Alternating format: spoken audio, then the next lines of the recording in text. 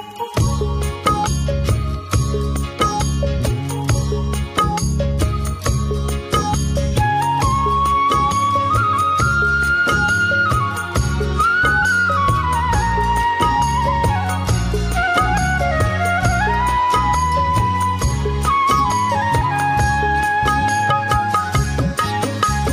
আলাইকুম, বিসমিল্লাহির রহমানির রহিম। বাগানটা কেন করলাম, কি জন্য করলাম, এটা প্রশ্ন থাকতে পারে। যিনারা বাগান করবেন আপনার মনেও প্রশ্ন থাকতে পারে যে কেন আমি এত কুল থাকতে এই বল সুন্দরী কুল করতে গেলাম। তো আমি এই বাগান করার আগে যে কাজটা করি, সাধারণত অন্যান্য বাগান করার আগে যদি মনে করেন যে ড্রাগন করি বা অন্যান্য যে বাগান করি, সেই কালে আগে অন্যান্য বাগানগুলো আমি ঘুরে ঘুরে দেখি যে বাগানগুলো আসলে আমাকে কোনটা চয়েস করা উচিত এবং কোনটা কাস্টমার খাবে, এইটার উপরে নির্ধারণ করেই বাগানগুলা করা।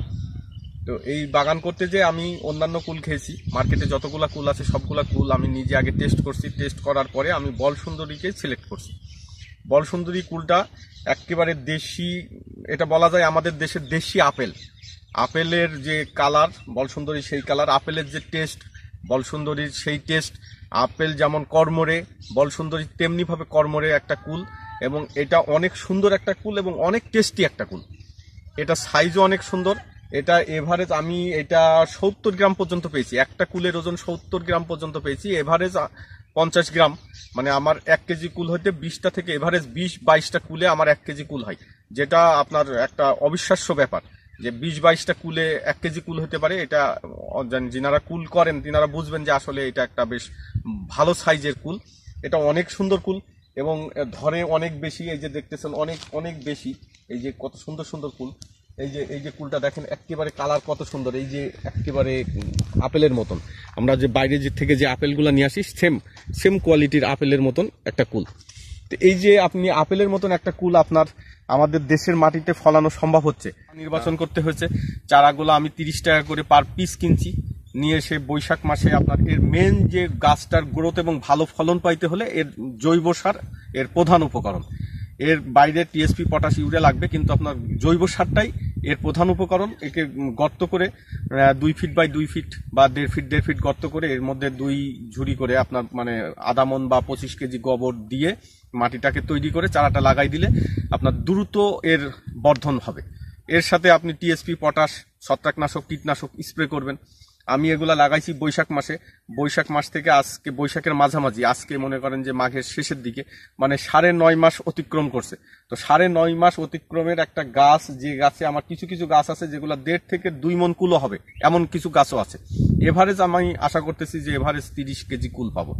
তা আমার এই 10 বিঘা জমিতে আমার প্রায় 1000-এর উপরে গাছ আছে। তো 1000-এর উপরে গাছ থাকলে আমি যদি এভারেজ 30 কেজি কুল পাই, তাইলে আমার প্রায় 750 মণ কুল। 750 মণ কুল হলে এইটা আপনার বাজার মূল্য এই মুহূর্তে একেবারে, আমি যে কিছুদিন আগে পাঠাইছি এগুলা আপনার 80 টাকা কেজি বিক্রি হয়েছে। আবার অনেক কুল বিক্রি হচ্ছে 30 টাকা কেজি। যিনারা অনভিজ্ঞ, কাঁচা কুল পেরে এটা মার্কেটে দিচ্ছে, কাস্টমার ওইভাবে খাচ্ছে না, তখন এই কুলটা 20 টাকা, 25 টাকা, 30 টাকা কেজি বিক্রি হচ্ছে। ঢাকার মার্কেটে আমার কুলটাই সব থেকে বেশি দামে বিক্রি হয়েছে, 80 টাকা করে কেজি। আমি যখন আজ থেকে 10 দিন আগে পাঠাইছি, 80 টাকা কেজি, এটাই সর্বোচ্চ। এবং আমার কুলের টেস্ট বেশি, মানে অন্যান্য যেসব কুল আছে তার থেকে টেস্ট বেশি। এগুলা করতে যে আপনার ট্রিটমেন্ট দিতে হয়েছে, ভালো করে পরিচর্যা করতে হয়েছে।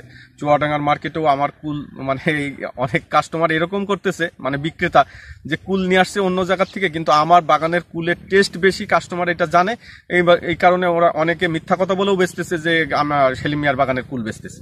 কিন্তু আমার এখানে আমার বাগানের যে কুল, সেই কুল আমি লোকাল খুব কম বিক্রি করি। এটা মূলত দেশের বাইরে যাচ্ছে এবং এখান থেকেই মানুষজন নিচ্ছে। এটা একটা সুন্দর কুল। এটা আপনার হলো মানে মুকুল অবস্থায়, যে সময় মুকুল হয় সেই সময় আপনার বৃষ্টি এবং অন্যান্য প্রাকৃতিক দুর্যোগ বেশি থাকে, যার কারণে ট্রিটমেন্টটা একটু খুব যত্ন করে করতে হয়।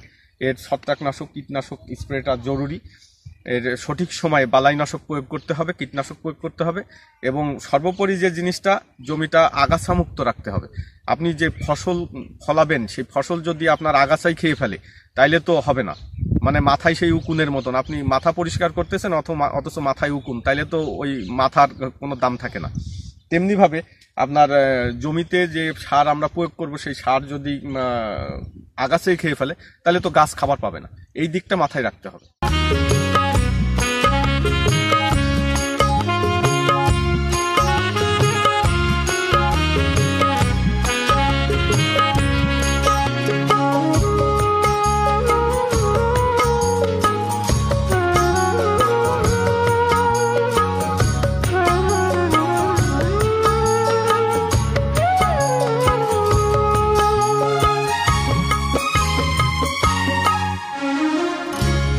পরিচর্যা বলতে এর লাগানো প্রথম থেকে শুরু করা যাক। সেটা হলো যে আমি প্রথমে 1.5 ফিট বাই 1.5 ফিট গর্ত করছি, নিচে 1 ফিট। এরপরে গোবরের জৈব সার দিয়ে জমিটাকে প্রস্তুত করছি। প্রস্তুত করার পরে এরপরে গাছটাকে রোপণ করছি। গাছটা রোপণ করার পরে এরপরে কীটনাশক, ছত্রাকনাশক এইগুলা ব্যবহার করছি। এগুলা মূলত আমি যেটা ব্যবহার মানে বাগানটা করছি এটা সাথী ফসল হিসাবে। আপনি দেখতেছেন যে আমার এখানে আপনার হলো মালটা বাড়ি 1 জাতের মালটা লাগানো আছে। এটা 14 বাই 14 লাগানো আছে, 14 ফিট বাই 14 ফিট, সারি থেকে সারির দূরত্ব। এই দুই মানে সারির মাঝখান দিয়ে আমি কুল গাছ করছি 6 ফিট দূরত্বে। আর এই যে বাকি যে ফাঁকা জায়গাটা, এটা যাতে কুলের যেহেতু কাটা থাকে স্প্রে করা সমস্যা হয়, এই কারণে আমি একটু স্পেসটা বেশি রাখছি যাতে কুলটা স্প্রে করা আমার জন্য, আমার লেবারদের জন্য সুবিধা হয়। এই কারণেই এর দূরত্বটা বজায় রাখা হয়েছে। পরবর্তী বছর এগুলা যখন আপনার কুল হারভেস্ট হয়ে যাবে, কুল শেষ হয়ে যাবে, তখন একটার পরে একটা গাছ কেটে দিব এবং এই ডালগুলা কেটে দিব। ডাল কেটে দেওয়ার পরে এগুলা অনেকগুলা করে কুশি ছাড়বে। আমার এখান থেকে পছন্দ মতন 3টা অথবা 4টা ডাল রেখে বাকিগুলা কেটে দিব। এইভাবেই গাছটাকে পরিচর্যা করতে হবে। আর সর্বোপরি সেটা হলো যে এর আপনাকে আসলে পরিশ্রম করতে হবে, খেতে আসতে হবে, নিজে দেখতে হবে। নিজে এসে আপনাকে দেখতে হবে যে আসলে আমার কুলে কি চাচ্ছে, আমার কুলে এখন স্প্রে চাচ্ছে না সার চাচ্ছে না সেচ চাচ্ছে, এটা দেখতে হবে। এই অবস্থা বুঝেই আপনার ব্যবস্থা নিতে হবে। আর প্রতিনিয়ত মানে ফসলের সাথে আপনার সম্পর্ক যদি না থাকে, যে কোনো জিনিসই বলেন, আপনি চাকরি বাকরি, লেখাপড়া, সন্তানাদি মানুষ, যে কোনো জিনিসই বলেন না কেন, এটার সাথে যদি আপনার সম্পর্ক না থাকে তাহলে কিন্তু ওটা একসময় বিচ্ছিন্ন হয়ে যাবে, মানে আপনি ওর থেকে বিচ্ছিন্ন হয়ে পড়বেন। তো এটা যদি আপনি এই বাগানে না আসেন, প্রতিদিন না আসেন, তাহলে একটা দিনের ভিতরেই কিন্তু এটা স্পট করতে পারে, এটা পোকা দাগরা আক্রান্ত হতে পারে। এই মানে আপনার ফ্লুট ফ্রাই যে পোকাটা, এটা আপনার ফুটো করে এখানে আপনার এর কিট দিয়ে এটাকে এর ভিতরে পোকা হয়ে যেতে পারে। পোকা হয়ে গেলে তখন তো আপনি মার্কেটে এটা দাম পাবেন না। আর চাষিরা ম্যাক্সিমাম যেটা করতেছে সেটা হলো যে কাঁচা কুল পেড়ে নিয়ে মার্কেটে যাচ্ছেন। এই যে আমার এই কুলটা, এরকম কুল মনে করেন যে চাষিরা মার্কেটে নিয়ে যাচ্ছে। এই কুলটা এখনো কিন্তু হয়নি, এই কুলটা এখনো বাজারে পাঠানোর মতন হয়নি, কিন্তু এর থেকেও কাঁচা কাঁচা কুল মার্কেটে যাচ্ছে। তো যখন একটা মানুষ ভোক্তা খাবেন, এটা খাওয়ার পরে কি হচ্ছে, খাওয়ার পরে উনি দেখবেন যে না, কুলের মান যেভাবে বলতেছে সেইভাবে তো অত সুন্দর না, কিন্তু আসলে যেভাবে এই যে এই কুলটা এখন তো পাড়ার মতন হয়েছে। এই যে দেখেন, এই কুলটা পাড়ার মতন হয়েছে। এই কুলটা আমি 2-1 দিনের মধ্যে পারবো। এই কুলটার টেস্ট আর এই কুলটার টেস্ট আসমান এবং জমিন ফারাক হবে। তো যখন আমি ভালো মানের কুল মার্কেটে দিতে পারবো, তখন কাস্টমার বুঝবে যে না, বলসুন্দরী কুল আসলে একটা সুন্দর কুল। এটা মার্কেটে মানে আপেল বাদ দিয়ে, আমার মনে হয় যে এই কুল যদি কেউ খায়, আপেল বাদ দিয়ে কুল খাবে। এবং সামনে যে গরমের সিজন আসতেছে, তাতে এই কুল আপনার ব্যাপক হারে চলবে। এবং মানে এরকম একটা অবস্থা দাঁড়ায় গেছে, এটা স্কুল কলেজ চললে আরো বেশি চলতো, কারণ এই বন্ধু বান্ধব মিলে আড্ডা দেওয়ার সময়ও মানুষ আপনার মনে করেন যে 1 বিঘে 2 বিঘে 10 কাঠা 5 কাঠা যে কোনো জিনিস যদি সে নিজে পরিশ্রম করতে পারে, তাহলে 10 কাঠা দিয়েও শুরু করতে পারে। এটা আপনার হলো 1 বিঘা জমির থেকে যদি আপনার 100 মন কুল আসে, আপনি 50 টাকা করে কুল বিক্রি করলে প্রায় 2 লাখ টাকা আসে। 2 লাখ টাকায় আপনি বাজার খরচ, তারপরে কমিশন, তার চারা, সার সবকিছু মিলায়ে যদি আপনি 50 থেকে 60 হাজার টাকাও ধরেন যে খরচ হবে, তারপরও আপনি 1 বিঘা জমির থেকে 1,40,000 টাকা প্রফিট করতে সম্ভব। 1 লাখ থেকে 1,40,000 টাকা প্রফিট করা সম্ভব। এটা আমার যে অবস্থা আছে তাতে আমি বুঝতেছি যে পার বিঘা জমিতে আমার খরচ বাদ দিয়ে মিনিমাম 1 লাখ টাকা প্রফিট হবে, আশা করতেছি আমি। এবং এটা মানে শুধু আশাই করতেছি না, আমি যেমন স্বপ্ন দেখতেছি। এবং আমার মনে হয় যদি কোনো প্রাকৃতিক দুর্যোগ, এই সময় একটা সমস্যা হয়, সেটা হলো যে শিলাবৃষ্টি হতে পারে, ঝড় হতে পারে। তো শিলাবৃষ্টি হলে এই ফলটার ব্যাপক ক্ষতি হয়। এই অবস্থা যদি তৈরি না হয়, তাহলে এখান থেকে অবশ্যই আমি ভালো একটা ফল পাবো। যেটা আপনার হলো অনেক চাকরিজীবী যারা চাকরির জন্য ছোটাছুটি করতেছেন, অনেক আমি সেই সব উদ্যোক্তাদেরকে বলবো যিনারা চাকরির পেছনে ছোটাছুটি করতেছেন, ওনারা ওই চাকরির পেছনে ছোটাছুটি না করে বৃথা সময় নষ্ট না করে বাই দিস টাইমে ওনারা এইটা চাষ করতে পারেন। এটা যেমন আপনার মনের দিক থেকে আপনি শান্তি পাবেন। আমি যেমন বাগানে আসলে এখানে একটা শান্তি পাই, এখানে একটা শান্তি খুঁজে পাওয়া যায়, তেমনিভাবে আপনার মানে খারাপ কিছু থেকে আপনাকে এটা যেমনি ফিরাই রাখবে, বিমুখ করে রাখবে। আপনি এখান থেকে অর্থনৈতিকভাবে যেমন লাভবান হতে পারবেন, তেমনিভাবে আপনি সমাজের যে একটা উন্নয়ন করতেছেন, এখান থেকে এই ফলগুলো বিক্রি হওয়ার পরে এর সাথে অনেক মানুষের রিজিকের ব্যবস্থা আছে। এখানে আপনার পশু পাখিরাও এসে এখানে এই ফল খাচ্ছে। তাহলে সবগুলো মিলাই আমি কি করতেছি, আমি পশু পাখি থেকে শুরু করে আশরাফুল মখলুকাত মানে মানুষ, সেই মানুষদেরকেও আমি এই খাবারগুলো পৌঁছায় দিতে পারতেছি।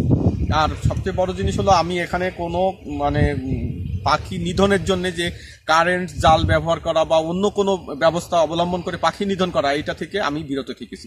আমি ওই যে দেখতেছি যে আপনি দেখতেছেন যে আপনার কর্ড সুতাই আপনার বোতল বেঁধে ওর মধ্যে মার্বেল দিয়ে শব্দ করে করে পাখিকে তাড়ানো হচ্ছে। এই দিকটা আমাদের খেয়াল রাখতে হবে, কারণ পাখি আমাদের বন্ধু, পাখিকে নিধন করা যাবে না, এটা কোনো অবস্থাতেই ধ্বংস করা যাবে না। এর থেকে কিভাবে পরিত্রাণ পাওয়া যায়, এর থেকে একে কিভাবে বাগান থেকে দূরে সরিয়ে রাখা যায়, এই চেষ্টা আমরা করব।